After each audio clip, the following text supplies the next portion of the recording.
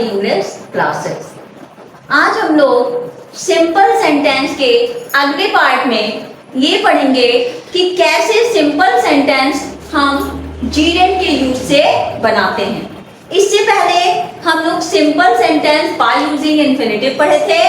आज हम लोग सिंपल सेंटेंस बाय यूजिंग जीरेंड पढ़ेंगे कि कैसे जीरेंड के यूज से हम सिंपल सेंटेंस बनाते हैं। तो first of all you have to know what is gerund. आपको ये जानना है कि जीरेंड होता क्या है। तो जीरेंड is the form of present participle. जीरेंड जो है वो प्रेजेंट पार्टिसिपल का ही रूप है।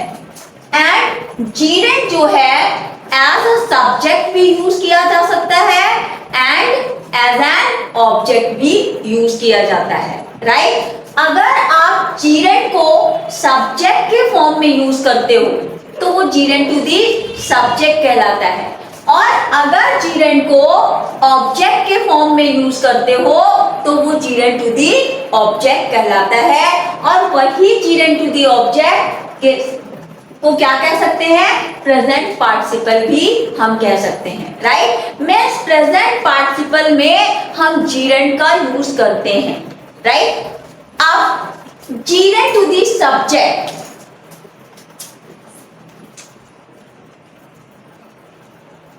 जीरेंड टू द सब्जेक्ट से हम कैसे सिंपल सेंटेंस बनाएंगे ये सीखते हैं। जीरेंड टू दी सब्जेक्ट बनता कैसे है? वर्ब के फर्स्ट फॉर्म में जब हम आईएनजी लगा देते हैं तो वो क्या कहलाता है? जीरेंड कहलाता है। जीरेंड टू दी सब्जेक्ट भी हो सकता है और जीरेंड टू दी ऑब्जेक्ट भी हो सकता है। या आप इसको हटा दीजिए, राइट? इसको आप हटा दीजिए। आप ये कह लीजिए कि जीरेंड जो होता है वो आपका वर्ब के फर्स्ट फॉर्म में जब हम आईएनजी जोड़ देते हैं तो वो क्या बन जाता है? जीरेंड बन जाता है, राइट? बट एक चीज आपको दिमाग में रखना है कि वर्ब का फर्स्ट फॉर्म और उसमें आईएनजी जब लगता है तो वो आपका फाइनाइट वर्ब भी होता है। वर्ब के फर्स्ट फॉर्म में जब आईएनजी लगता है तो वो आपका फाइनाइट वर्ब भी होता है। और यहाँ पे हम आपको बता रहे हैं कि वर्ब के फर्स्ट फॉर्म में जब आप आईएनजी जोड़ देते हो तो वो जीरेंड होता है।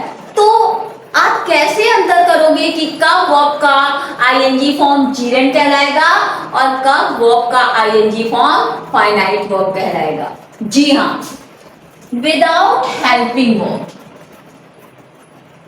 Without helping verb means verb का आईएनजी फॉर्म हो लेकिन वर्ब के आईएनजी फॉर्म के साथ कोई भी हेल्पिंग वर्ब यूज न हुआ हो तब वो आपका जीरेंड कहलाएगा, राइट? वर्ब का आईएनजी फॉर्म हो और उस आईएनजी फॉर्म के साथ कोई भी हेल्पिंग वर्ब यूज न हुआ हो तब वो वर्ब आपका क्या कहलाएगा? जीरेंड कहलाएगा। और वो जीरेंड टू दी सब्जेक्ट भी हो सकता है। अगर सब्जेक्ट का काम कर रहा है तो जीरेंड टू दी सब्जेक्ट होगा, और ऑब्जेक्ट की जगह यूज हुआ है तो जीरेंड टू दी ऑब्जेक्ट होगा। चाहे वो जीरेंड टू दी ऑब्जेक्ट के रूप में यूज हो चाहे जीरेंड टू द सब्जेक्ट के रूप में यूज हो, हेल्पिंग वर्ब उससे पहले नहीं होना चाहिए। एग्जाम्पल में देखिए, जैसे अगर हम कहें आई am reading, I am reading the book. I am reading the book. आप यहाँ देख रहे हैं ये वर्ब का क्या है? वर्ब का फर्स्ट फॉर्म है और प्लस इसमें क्या जुड़ गया है? आईएनजी जुड़ गया है। यही तो मैंने कहा, वर्ब का फर्स्ट फॉर्म हो और उसके बाद क्या जुड़ा हो? आईएनजी। तो वर्ब का ये आपका फर्स्ट फॉर्म है रीड और इसमें क्या जुड़ गया है? आईएनजी। वही चीज है वर्ब का फर्स्ट फॉर्म और आईएनजी, लेकिन ये आपका जीरेंड नहीं है। व्हाई? बिकॉज इस वर्ब के ठीक पहले आपका क्या आ गया है? हेल्पिंग वर्ब आ गया है। तो इसलिए ये वर्ब क्या हो जाएगा, फाइनाइट वर्ब हो जाएगा, right. I am reading the book, तो वर्ब का आईएनजी फॉर्म हमने कहा जीरेंड होता है, तो at the same year this is the ING form of the verb, right. लेकिन आईएनजी फॉर्म होते हुए भी ये आपका जीरेंड नहीं है, क्या है, फाइनाइट वर्ब है। क्यों, क्योंकि इसके साथ आपका क्या जुड़ा है, हेल्पिंग वर्ब। हमने क्या बताया है कि वर्ब का आईएनजी फॉर्म हो लेकिन उसमें कोई हेल्पिंग वर्ब ना हो तो वो क्या कहलाएगा, जीरेंड, राइट। दूसरा एग्जांपल दे रही हूं मैं, जैसे after reading the book, after reading the book, after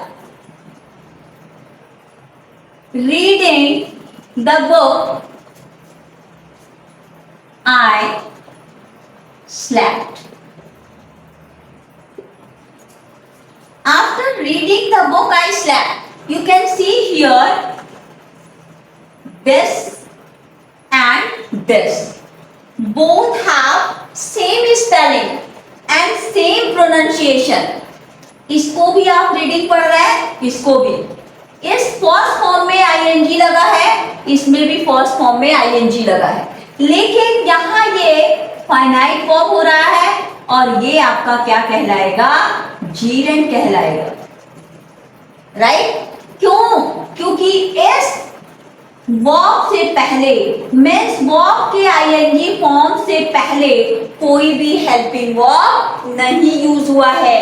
verb का आईएनजी फॉर्म है लेकिन विदाउट हेल्पिंग वर्ब, इसलिए it is known as gerund. और चूंकि ये सब्जेक्ट की जगह यूज हुआ है इसलिए इसको क्या कहेंगे, gerund to the subject, gerund to the subject कहेंगे, right. So this is the difference between finite verb having ing and this is having ing. It will be called gerund, gerund to the subject, right? तो ये आपका क्या कहलाएगा, gerund to the subject and another one will be gerund to the finite verb. Okay?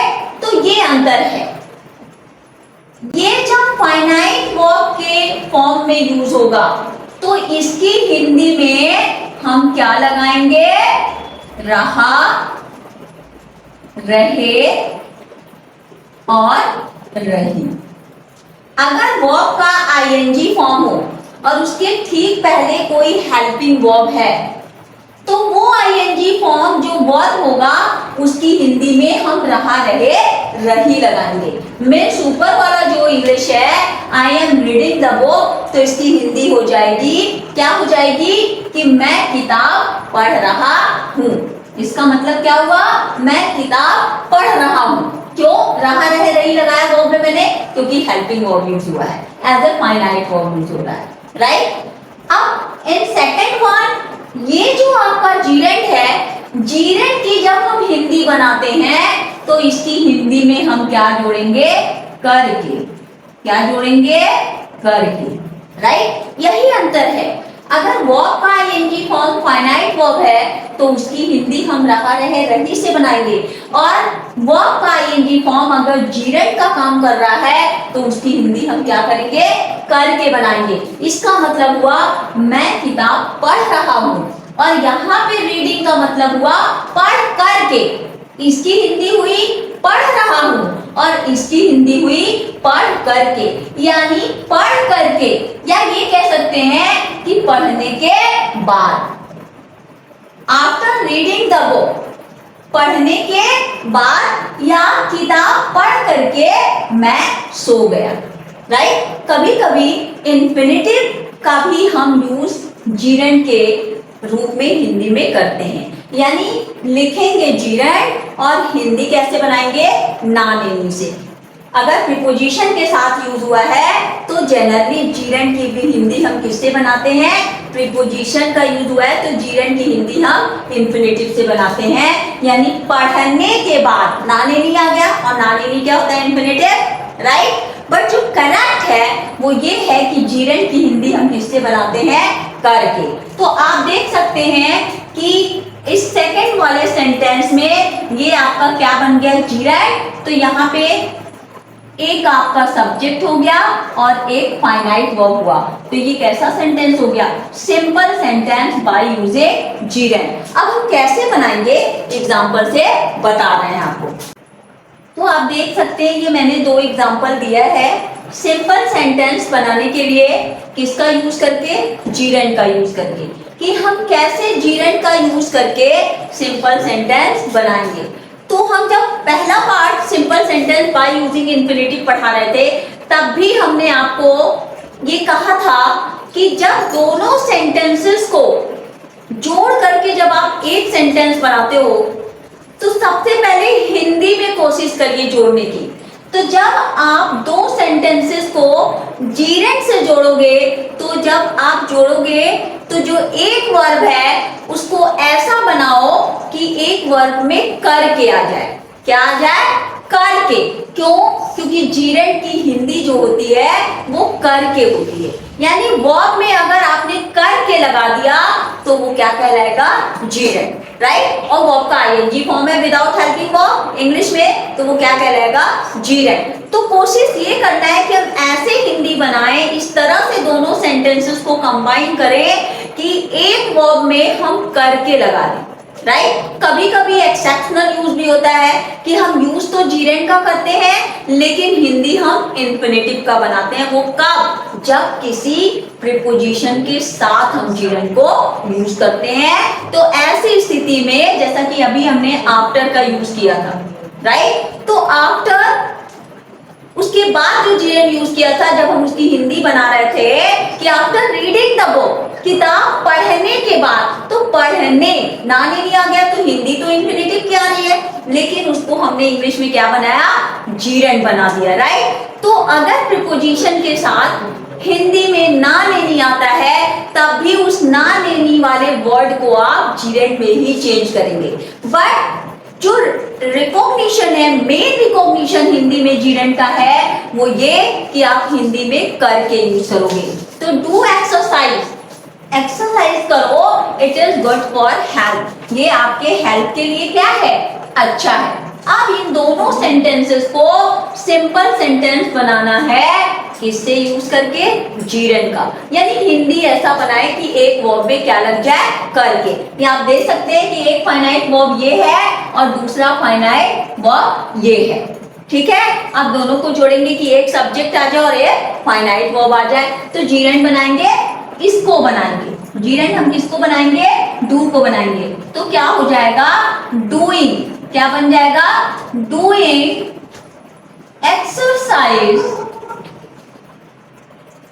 is good for health, right. Doing exercise is good for health, इसमें है exercise करो, ये health के लिए अच्छा है, राइट। तो ये यहाँ पे हिंदी तो दे रहा है, हालांकि प्रीपोजिशन नहीं है, बट हमने बताया कि जनरली प्रीपोजिशन के साथ अगर इंफिनिटिव का सेंटेंस आप बनाते हो इंफिनिटिव का यूज करते हुए, तो उसको भी जीरेंड में ही लिखोगे। तो कभी कभी इंफिनिटिव की हिंदी भी जीरेंड में लिखी जाती है एक्सेप्शनल यूज में। तो यहाँ भी हिंदी ना लेनी से ही बन रहा है कि डूइंग एक्सरसाइज, एक्सरसाइज करना क्या होता है, हेल्थ के लिए अच्छा है। Doing exercise is good for health. Another example देखिए, I reached the school, I reached the school, मैं स्कूल पहुंचा या पहुंची। आई मेट द प्रिंसिपल, मैं प्रिंसिपल से मिली। तो इसको जीरेंड से बनाना है, तो जीरेंड कैसे बनेगा, वर्ब का आईएनजी फॉर्म, और हम लोग जीरेंड विद द सब्जेक्ट से बना रहे हैं। जीरेंड किसका वर्क करता है, सब्जेक्ट का। तो क्या हो जाएगा, ऑन रीचिंग, स्कूल पहुंच करके। रीच को हमने क्या बना दिया, जीरेंड टू दी सब्जेक्ट बना दिया। तो on reaching school, on reaching the school, on reaching school, I met the principal, right. तो आप देख सकते हैं कि on reaching the school I met the principal. तो स्कूल पहुंच करके, ये क्या हो गया, स्कूल पहुंच करके मैं प्रिंसिपल से मिली। यहाँ पे क्या था, आई रीच द स्कूल, एक सब्जेक्ट ये था, एक फाइनाइट वर्ब ये था, दूसरा सब्जेक्ट ये था, दूसरे सेंटेंस में दूसरा फाइनाइट वर्ब ये था।